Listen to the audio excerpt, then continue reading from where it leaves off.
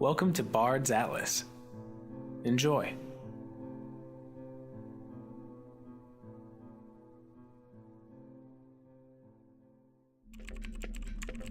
To discuss the treaties of Anguilla. To discuss the treaties of Anguilla. A sign of honesty and diplomacy to discuss the treaties of Anguilla in order to... Hey, Fox, have you seen the spare rope coil? In order to receive tribulation. Fox? No. Did you hear me? I said no. To find the journey of the wind, we have to speak a dialect that makes any sense. What are you up to? I'm just struggling with these translations. The memory is so old. This language is borderline unreadable. The dialect might as well be... Wait, why? What's wrong? What's wrong is you've been snapping at me all day. Not snapping. I'm just trying to focus. Could you focus on maybe not yelling so much? Eli, it's really not funny. If I'm a little testy, I'm sorry. I have a headache and this is really difficult, but it's important. I told Lobo I'd have the second page for him by the time that we pulled it. Lobo knows this isn't a priority. You don't have to worry about it so much. You know what? Let's trade. Take a break from that. Come on, sit up. Hey, give that back! You're the one who's always calling me boss. Calm down and open a new submission. What am I submitting? This. Fairwild's Fable. Oh no, you're still doing this one? Yep. Everybody knows these stories already. Yep. Incoming message. New database submission. 3 stories, 1 submission. I'm back to translating. That's the deal. Sounds like a deal to me. Sure. Bard designation. Bard designation. Well, go on, Fox. Give her the designation. Bard designation. This is Fox. Log ID. Negative. Open Chronicle submission. Well, Fox, I'll let you take it from here. You're doing these 3. What, these 3? These 3 are awful, easily the worst. And everybody already knows they're the worst because everyone's already read them all. Confirm and identify source. Well, computer, we have a brand new source of material for you today. It's called Fairwild's Fables. No one's heard of them ever. And also, I'd like it on the record that Eli is making me do this against my will. Compiled. Please identify current entry of Chronicle submission. It's 3 folktales. Insufficient identification. Please provide further information. They're terrible? Compiled. Okay. Begin submission. Have fun. The first tale is called Princess Penelope. Princess Penelope lived her life in the comfort of her lavish bedroom. She was cared for by her doting parents, her loving siblings, and a host of servants who obeyed her every whim. All except for one. A great eagle, a personal friend and advisor to the king, lived in a nest just outside Penelope's window. The eagle was old and wise, and often looked after Princess Penelope when the king was away. During one such period, Princess Penelope was chatting with the eagle while looking out her window longingly at the mountains in the distance.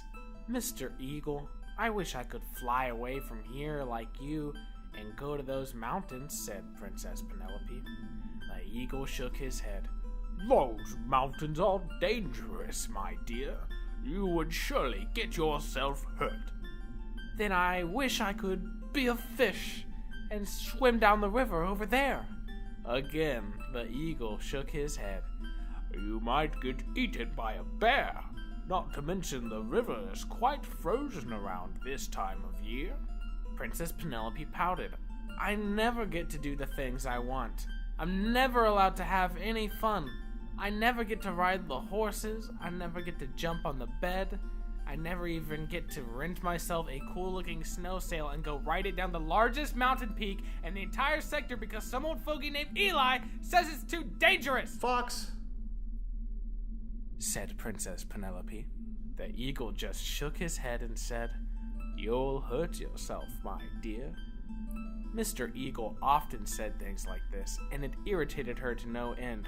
That sounds familiar. We don't need the commentary, Fox. Just read the story. The next day, Princess Penelope found the handmaidens of the court collecting the linens of the castle to be washed. At the bottom of the stone stairs, a cart of plush laundry sat unattended and inviting. Princess Penelope laughed with joy, climbed over the stone barrier, and made to jump into the cart, not realizing that the cart was more than a dozen meters down. Oh gosh, really? She was just gonna... Okay. Penelope kicked off the stone barrier and fell, but before she could fall for even a few moments, Mr. Eagle had appeared and had grabbed her by the shoulders. He carried her up to the top of the landing and scolded her for her recklessness. But Princess Penelope was stubborn. I'm going to jump from an even higher distance, and I won't let you stop me. The eagle shook his head and, as always, said, Girl, you must be up outside your mind. Honestly, Penelope, I have fecal matter that thinks more than you do. Keep reading. Okay, fine. The eagle shook his head as always and said, My dear, there is only so much I can do. If you jump, I will not catch you again. But Princess Penelope did not care, and she dashed away towards her window, which led to a drop over a sheer cliff several hundred meters tall. Are we serious? She's just gonna jump? Just keep reading. Princess Penelope jumped out the window and laughed joyously for only a few seconds before realizing that Mr. Eagle had been true to his word. Mr. Eagle watched from his perch above in sadness as she continued to fall towards the icy ocean below. When the king finally returned to discover that his beloved daughter had died... What? So she's just dead? He spoke with Mr. Eagle, who just shook his head and lamented, She chose to jump, knowing that I would not save her. If she had only listened to me, she would have never hurt herself. The end? What story is this? Why are you making me read this? This sounds like Imperial propaganda. Oh, you don't know? I thought everyone had already read these stories before. I think the Central Territory versions are a little different. A good reason. Learn something every day, huh? Okay. Fine. Next story is called The Wedding of Mr. Featherow and Its Aftermath. Oh, yikes. This is only 2 sentences long. Eli, the title is almost as long as the entire story. Sorry, Fox. I'm translating over here. I need to focus. Need any help? No. Okay. Mr. Featherow wed his bride, unaware that she had lied. On that night, without the light, he fell to her blade without a fight. Are you kidding me? What am I supposed to even learn from that? Just don't marry people? These stories are awful! This is a miserable submission. One more, Fox. You're almost there. Okay. This is the last one. It is called The Wicked Cricket. Oh boy. Already off to a great start. Great name. Oh, yeah. Yeah, this one's gonna be good, I can tell. On the side of a grassy hill lived a peaceful colony of ants. The ants were hard workers who labored for hours under the hot sun to collect food for their colony. One day, a single cricket wandered by and saw what the ants were up to. The cricket was lazy and never really enjoyed work, but he was hungry and crafty. Seeing an opportunity, the cricket introduced himself to the ants as the president of the hill, who was here to collect all their food as tax for their citizenship. The ants, who had never heard of any form of government existing on the hill, were confused. But the cricket had a trick up his sleeve. He said to them, "Friends and fellow citizens, I understand if you are skeptical, but rest assured, I am indeed your president, and I can prove it to you." At this, the ants were intrigued. "What is your proof?" they asked. The cricket bowed and then said, "I have but a simple question for you. Did you vote for me to be your president?" The ants huddled and considered the cricket's question before responding. "No, we have no memory of ever voting for you or anyone to be president of this hill. The cricket laughed and said, "Well, there is your proof. The presidency is passed down by blood. I inherited the title from my father. You have never voted for me because we do not live in a democracy, of course. And the fact that you have never voted for a president just proves it." The ants were dismayed. They were still suspicious, but still couldn't find a flaw in the cricket's logic. Really, not one flaw.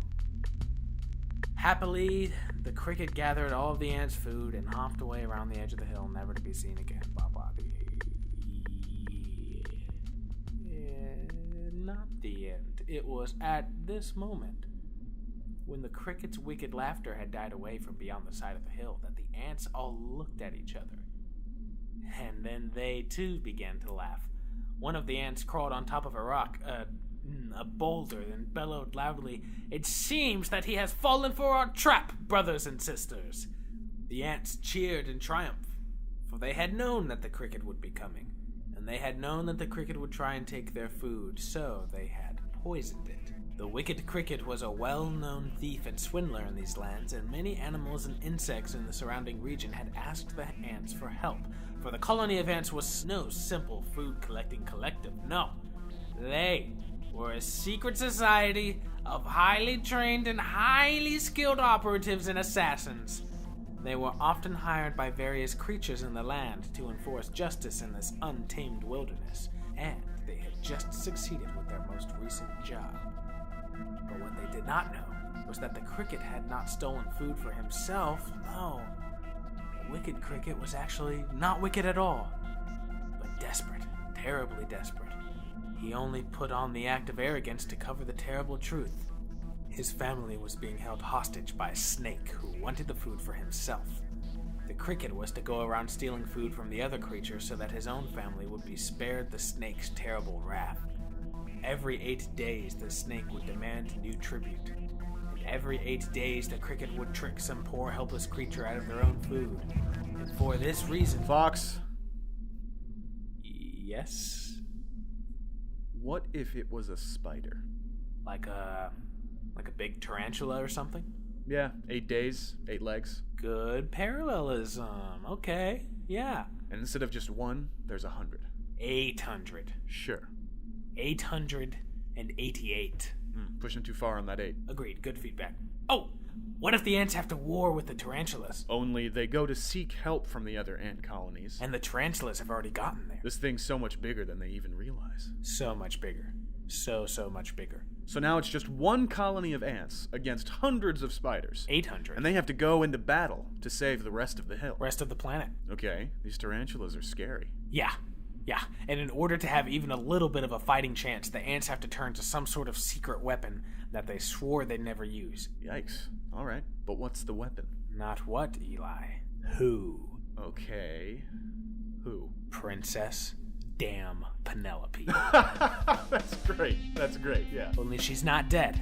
She's very much alive. And she's a lot older now. She's been hardened by her rough, strict upbringing, and she has a huge scar across her face from when she jumped out of the bedroom window. And I guess that she can fly? What? Well, I don't know. How else did she survive the jump when she was a kid? She was saved by the cricket. I don't know how, and I don't know why. But yes, that's exactly what happened. She was saved by the cricket, who flew her to safety. And told her that he had lost his eldest child to the eagle. Mr. Eagle ate his eldest child? The Mr. Eagle? Yes, and he couldn't do anything to stop it, which is why he's so paranoid about protecting his remaining family. Who are being led by the tarantulas. Who Princess Penelope now has to fight. Whew, this is so personal. Huh. Oh yeah. So, how does this whole thing end? Oh, I'll tell you. Princess Penelope slashes at the tarantulas with 2 giant curved swords that are just dripping with tarantula bloods everywhere. She finally gets to the tarantula queen, who pleads with her not to end her life. She was only following the orders of the actual president of the hill. Oh no, so the presidency is real? Oh yes, and it's a position so powerful, no one even knew it existed. Not even the ants. Not even most of the tarantulas. Anyway, Princess Penelope interrogates the tarantula queen and learns about where the president of the hill lives. After freeing the cricket's family, she leaves to go find this president so that she can take his life and truly free the hill once and for all. But she knows that the president will have a fortress of security around him, so she leaves her swords behind and takes an entirely different approach. And what's that? She makes him fall in love with her, so that he will marry her. And then, when they are left alone, On that night without the light. she kills him. And the day is saved. So Mr. Featherow is the president of the Hill. Yeah, see, it's all connected. I call it the Fairwild's Fable theory. It's where every Fairwild's Fable is contained within the same universe. Mm-hmm. I just made the submission like 1,000 times better, by the way. Yeah, but tell me, how's your headache? Better. Thanks. Yeah, anytime. Oh, end of submission. End of submission. New data identified. Please update submission status. Fact, fiction, uncertain, Oh, yeah, it's definitely a fact. 100% true. All of it. Every word. compiled. Database updated. Awaiting further submissions. You know, we should do that more often. Yeah, but hey, you do know that computer doesn't detect sarcasm, right?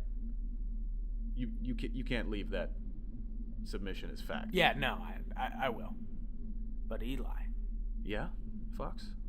do we actually know that it is fiction? Good night, Fox. I'm just saying you can't prove that it's not fact. Good night, Eli.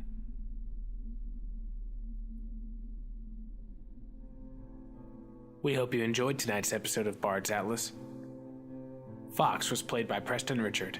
Eli by A.B. Narayan. This episode written by A.B. Narayan, edited and music by Preston Richard. Bards Atlas is a narrative and lore-building podcast that follows the story of two bards, Fox and Eli, as they travel through space, having adventures. If you like the podcast, be sure and give us a rating, and don't forget to tell friends and family. And as always, thanks for listening.